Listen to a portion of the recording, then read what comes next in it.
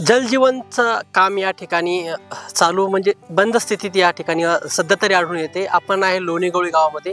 माझ्या पाठीमागे जी रूम आहे आपण ही पाहू शकता, असं या रूमला म्हणता येईल।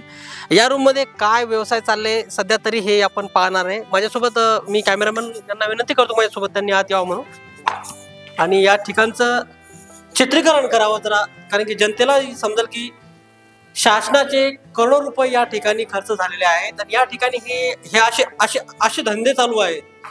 हे आपण जर बघितलं तर या ठिकाणी अक्षरशः देशी दारूचे बाटल्या या ठिकाणी पडलेल्या आहेत। 2 बिसलेल्या सुद्धा या ठिकाणी आहेत। आपण पाहू शकतो अगदी ही जी रूम आहे ही आहे की अवैध धंद्यांची रूम आहे असं म्हणायला हरकत नाही। काय चाललंय हे एकंदरीत शासनाच्या निधीचा कशा प्रकारे या ठिकाणी वापर होतो, गैरवापर होतो, याकडे लक्ष देणार आहे की नाही कोणी? खरं तर खूप दुर्दैवी आणि ही बाब आहे, अत्यंत धक्कादायक असं हे वास्तव आहे।